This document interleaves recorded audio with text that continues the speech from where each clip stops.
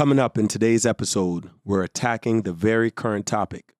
Is the transfer portal, or NIL, ruining basketball?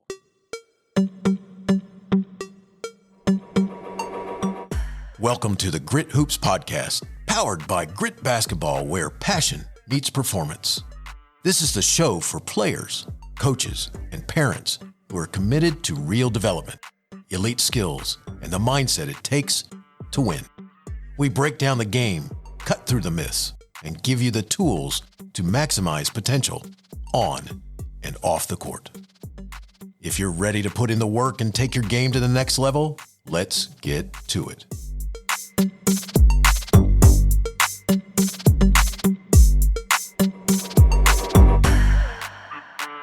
Welcome back to the Grit Hoops Podcast. Coach Kerry here from Grit Basketball Training.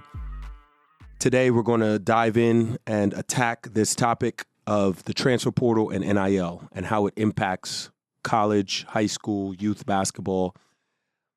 I'm not going to have you wait till the end to hear my opinion, but we will get deeper into details. But my opinion is it's not ruining anything. It is a big change for high school, college players. It offers opportunities to college players, and it does disrupt high school players and their recruitment process. So we will get into some methods and strategies you can use to not let this derail your goals and your overall recruitment process.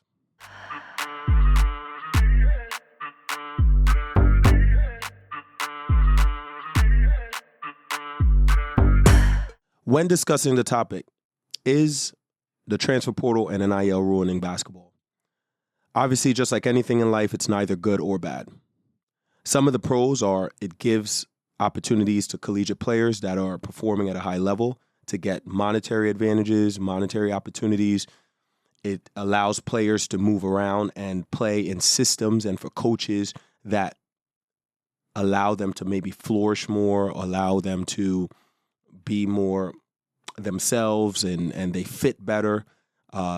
Players can make a mistake and move to a place that may not be the best fit, but at least the player is empowered to make a decision for their own career. This also empowers players to use their own likeness, which I believe in the past has been criminal for players to not to be able to use their own image and likeness to not have advantages and monetary advantages and opportunities. So this allows them to use their own image and likeness. The transfer portal gives them flexibility to move around. There's so many positives that we can point out, especially for college players. Some of the negatives more pertain to high school players. High school players are now not competing with just other high school players. They're competing heavily with college players. To be honest, this is one of the worst things that could have happened for high school players. I believe the NCAA is working towards creating opportunities and somehow getting this to balance out a little better for high school players. But as of right now, as we know, it's very hard for them to get scholarships, or whether it's D2 or D3 opportunities to play at that level. As we all heard in Rick Pitino's interview, he's not recruiting high school kids, and I've discussed this topic with several college coaches, and they say the same thing. Coaches now, some pros for coaches, is they now have the opportunity to build a team faster and more effectively. They don't have to fly around and drive around all over state by state looking at kids. They can now recruit kids right from the portal, see how they perform on a college level. They can get kids that are more college ready. So there's many positives in there even for coaches. That's why coaches have embraced it, I believe, so much. They may not like that players leave when they're not happy, but they can easily get players to replace them, and they can build a team if they have the assets. Now, how this negatively affects coaches in some programs is if you're a smaller school, it may be harder to get money to recruit a bigger name kid. So it may be harder for smaller schools and for programs that do not have the financial backing. So it can be challenging a bit on the coach's side, but overall, there's pros and cons, like we said, even for coaches. Now, for high school players, the damage that I believe that you're going to face the most is getting coaches to see that you can be an impact right away. College players that they're recruiting are mostly going to be kids that make them competitive right away, that are going to impact their team right away. They're not going to want to wait 2-3 years till you develop in their program when they can get a kid that is ready to go. As you know, coaches go and come and get fired or move up very often. So they have a short time frame to impact their team. So it's nothing against a coach. A coach is doing what they can do best to be as competitive as they can. So high school players, this damages your overall recruitment because you have to be an impact player earlier than in the past. In the past, a coach might recruit you and understand that they have 2 years to develop you and so forth. So you have to make sure that you are developed and somewhat of close to impact player at a younger age. Now that you're competing versus college players and transfers and all these other JUCO players, you're competing versus a bigger pool of players that are technically better. It is going to require you to do many small steps to prepare and to be successful with this new landscape. This is going to require a focus from the player, the high school player, from the parent, and it's going to require strategies. Some of the strategies that people do are they might go to a JUCO. A JUCO is usually a smaller school that a player can go to for 2 years and develop or perform at a high level, and then they can move up and they can get recruited because it's almost like just a notch below college basketball, junior college. So they can do that. They can reclass if they're younger. Usually this is a great tool some players can use. A reclass might be for academic or athletic reasons. A reclass is when a kid might redo a grade. Say you graduate 7th grade or 8th grade and you go back. It is sometimes harder to reclass when a player gets to high school because once you start your high school career, you are obligated to a certain time frame, which is the 4 years of high school in most states. But reclassing is an option. Some players find ways around it in high school by switching states and so forth, but it is an option that some players and people explore. The other option is post-grad.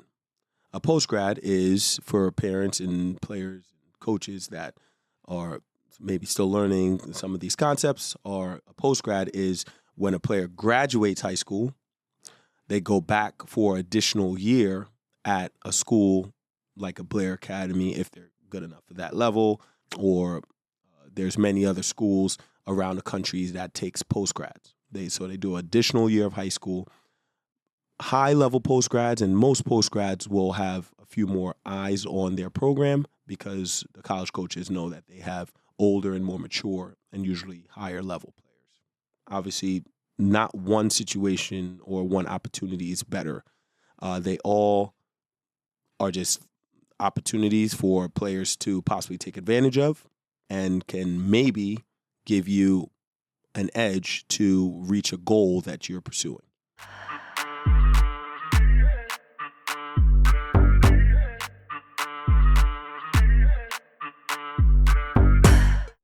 Let's talk about reclassing first.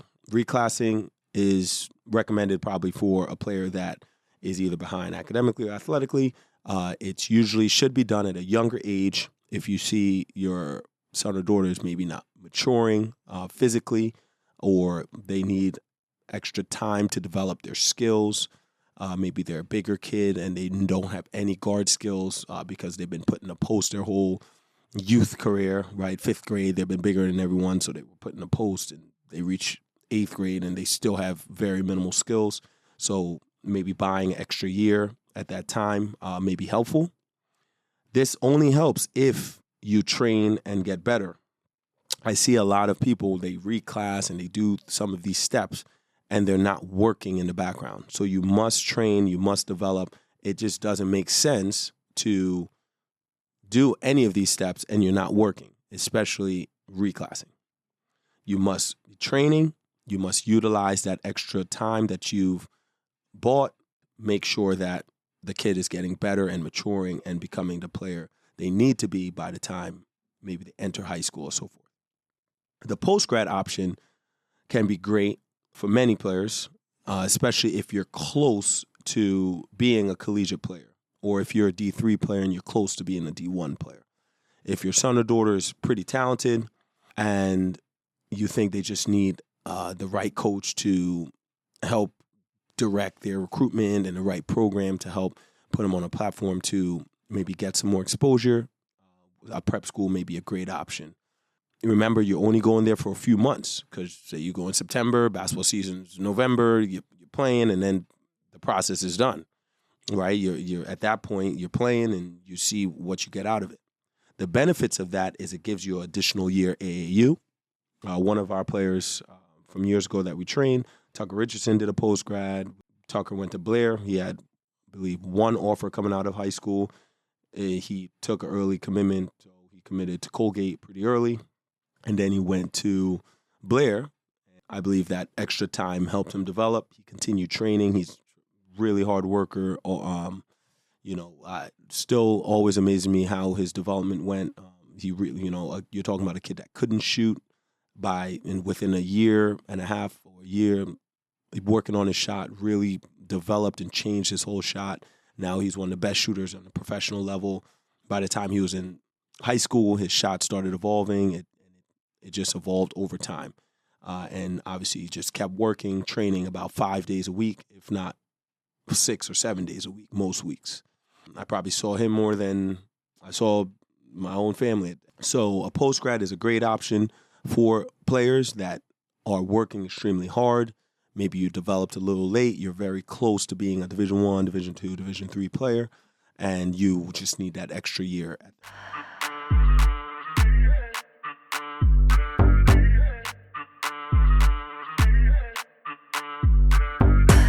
Lastly, JUCO, junior college, that is a great option for players that don't have the financial backing to pay for a prep school. Usually prep schools cost a lot more than a junior college. Junior college, the benefits of that now is you will be playing against college players.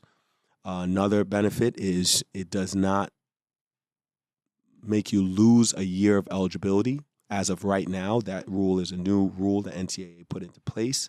So you can play a year or two of JUCO, of junior college, and not lose a year of eligibility. So when you get recruited out of the JUCO, you still have 4 years to play college basketball. So you can use that kind of like a post-grad or for a cheaper option. I would say usually post-grads are very good academic schools. They're usually really great schools. You have both of those options are somewhat similar, but you just have to find the right fit for you. After discussing those options, we will get into some solutions that players can do, and high school players especially can do to help leverage them and help prepare themselves for getting to that next level. After this quick commercial break. Basketball players and coaches, want to take your finishing to an elite level? The Grit Elite Finisher course is your fast track to mastering layups with both hands, finishing through contact, and making every shot count. This step-by-step program gives you lifetime access to high-level training and downloadable resources, helping you go from struggling at the rim to finishing with confidence in just weeks. Don't just take our word for it. Players like Diamond Miller of the Minnesota Lynx, Tucker Richardson playing pro in Europe, Olivia Miles from Notre Dame, Jalen Blakes played at Duke and Stanford, and Michaela Blakes at Vanderbilt. They have all sharpened their skills through elite training like this.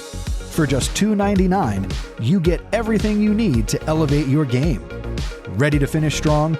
Sign up for the Grit Elite Finisher course today at gritbasketball.com. That's gritbasketball.com.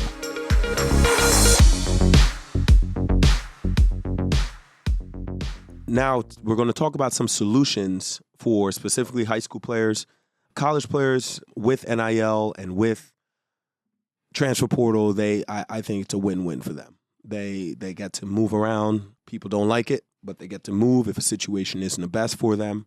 They get to pick what they believe is the best for their future.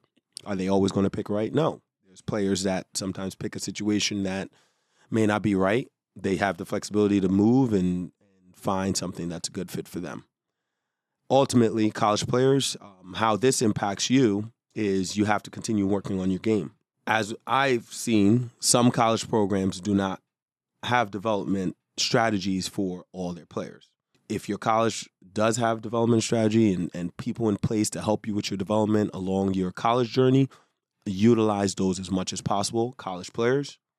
If they don't, you have to seek out opportunities to get better. You have to continue to get better while you're at school. You have to train every day. Make sure you have great training habits. Don't get caught up in partying and all the other things that come along with college. That's a level of focus that's going to be required. Now, high school players, like I said, this is not a great situation for you. It's a nightmare, to be honest, because now you're competing versus better players, and more mature and older players. So yes, opportunities are going to be slim and opportunities are going to be lost. But what you can do to help counteract this is, number one, utilizing one of those three options: post-grad, reclassing, or junior college. I'm sure the NCAA is going to continue to come up with strategies to help high school players have opportunities and options. I think there's always going to be college coaches that will bring in a few high school kids. Not all college coaches are going to say they're not recruiting any high school kids. They may recruit less, like balance it out. That's what most of the coaches I've talked to so far, that's what they're doing. They might say, hey, we're going to take 2 young guys and let's get 2 or 3 guys from the portal. So it might be a few spots lost, but you will always have coaches that are looking for program kids and looking for players that are good high school players. But that being said, you have to be that much better because you're fighting for less spots and you're competing versus better players and older players. So the number one key for high school players is to train. There's no other way around it. And I don't mean just playing, shooting around by yourself at the YMCA. That is a given. You must do that. If you have a parent that is knowledgeable and that can help you get better, right? If your parent's Gilbert Arenas, even better, right? That you have a parent that's a trainer background. Most of you may not, right? Most of you just, you have a parent that maybe played sports in college, high school, or maybe didn't play sports at all.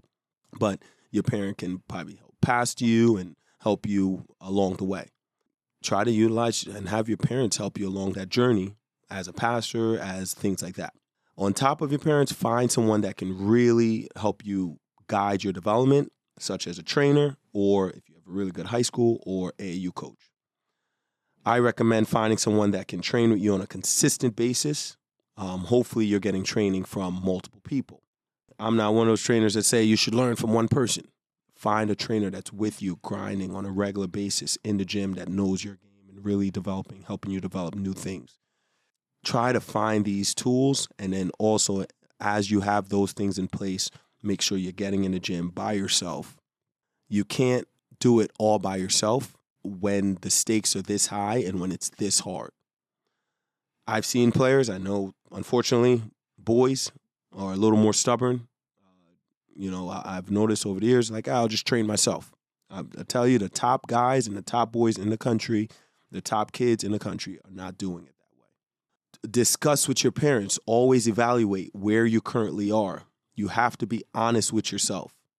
I would say a second part of this whole picture. You have to be honest with yourself. Where are you? Not according to your local community. Not I'm the second best kid in my local community. No, where are you amongst other kids that are pursuing the same goals? Figure out, hey, I'm way behind, I'm about on par, or I'm way ahead. Figure out what skills you're lacking. Be honest with yourself and come up with a plan to improve each skill over whatever time period you have. If you're starting this process late, junior, sophomore year in high school, even freshman, you have your work cut out for you. It's probably a little too late for you, to be honest. You have to find a reclass or find some opportunity to buy more time.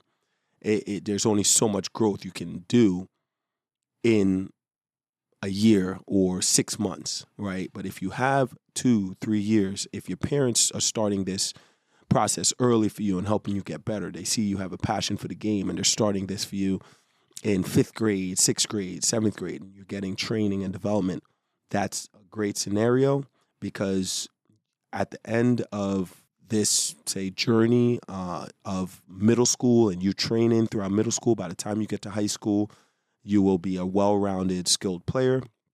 And then throughout your sophomore, junior year of AAU, you are the best you have been, and hopefully you're a college-level player. There are a lot of players that are on the AAU circuit and on high school teams that are not college-level players.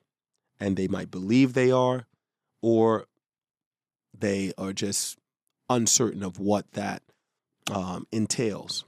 So you must always adjust your perspective, get out to new levels and new surroundings to see what level you truly are, and have a perspective that is open to change. Don't just think you are this good or not this good, or vice versa, and just get stuck in that. Always challenge yourself and put yourself in environments so you get a real, true perspective of where you actually are.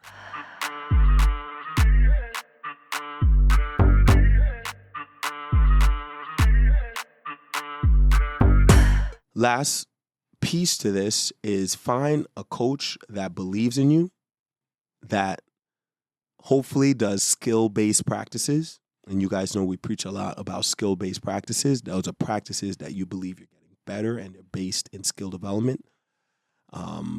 Just to add in, we teach skill-based practices. Grit is basically a skill-based practice.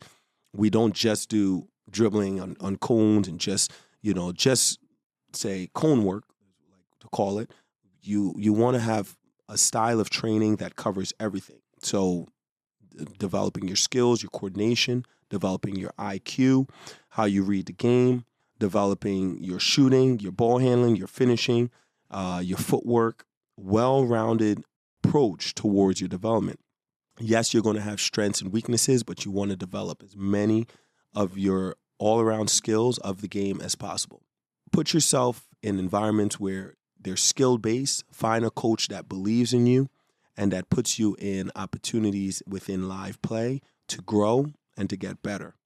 If you are in a situation where you're not a primary option, maybe reevaluate. Say, am I at the right spot when you're at these younger ages? If you're a freshman in high school and you're playing on an AAU team that may be too high level for you, reevaluate. Get on a team. Sometimes going on a lower team is actually better because you get more opportunity to get live game, in-game experiences and to grow as a player.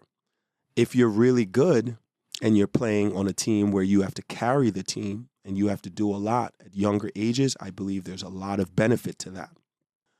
Is it good to always surround yourself around better players? I wouldn't say always. There is times where being around the best players, there's benefits to that. Being around the best players will help you grow in your pace of play. And there's benefits to having to carry your team and being around players that may not be as developed as you, but you have to create for them. You have to score. You put a lot of responsibility on yourself to carry your team. I spoke to a coach last week. I'm not going to say school, Division I, very high level. Number one, the first thing, they're only recruiting certain kids. This is the same thing like we were talking about before. They're basically getting kids from the transfer portal or kids that are 4-star, 5-star kids. So anyone else, they don't have the time to even look at. But I was talking to the coach, and the coach said they need more guys that can create their own shot. They need guys that can create their own shot. They need guys that can get a bucket at the end of the shot clock. And he said he had a lot of kids, great kids, but they can't break their man down well. They can't create a shot when the shot clock is winding down. They can't create advantages for themselves, and which opens up advantages for their teammates. So they need more primary attackers. like we always discuss at Grit, right? We said there's primary attackers, secondary attackers, and tertiary attackers. If you don't have primary attackers, those are kids that could create and beat their man and you do step backs, create their own shot, right? Like Luka Doncic is a primary attacker, right? There's primary attackers, there's secondary attackers, and so forth, right? So you need primary attackers. And this coach that I just talked to last week, he was just saying that's what they're looking for. They want as many guys that could create their own shot as possible. So I know a lot of you, maybe you're taught, you might play for a coach that only likes catch and shoot. And now, unfortunately, it limits you because if you do a deep three or you shoot off the dribble or you do a pull-up, maybe the coach doesn't like that. So you want to surround yourself around environments where it is conducive to your level of play and that challenge you to advance your skills and get better on a daily basis. A philosophy that is in line with high-level basketball and collegiate-level basketball. So those are some of the keys. I hope you had a lot of takeaways from this. This topic, once again, is a very discussed topic right now. A lot of people just boil it down and they just say that NIL and transfer portal is ruining basketball. But I think we have to take a smarter approach here and say, all right, yes, it's a big change, but how can we strategically see what the challenges will be from it, and how can we help prepare our kids better to have success and to get to the next level. So to wrap this up, I just want to say, number one, email us if you believe what we're saying is a great idea. You think it's a bad idea, when you don't like some of the points. I would love to hear your perspective. So send an email to podcast@gritbasketball.com. Would love to hear your thoughts on, number one, the transfer portal, NIL, or anything with the landscape of youth basketball. We're in the business of helping kids get to the next level, and this is what it's all about, conversation. So if you have something to say about it, we'd love to hear it. Shoot us an email. We just want to ask you if you could take 30 seconds, rate and review the podcast on Apple or Spotify. That means a lot, goes a long way. Feel free to share this with other players, other parents that may benefit from this. Hopefully you got a gem, and I'm sure other people will as well. So thanks for listening, and attack for it. That's a wrap for this episode of the Grit Hoops Podcast. If you found value in today's conversation, be sure to subscribe or follow so you never miss an episode. Got questions or topics you want us to cover? Hit us up at gritbasketball.com/podcast or connect with us on social media. And remember, greatness isn't given, it's earned. Keep putting in the work, attack first, and we'll see you next time.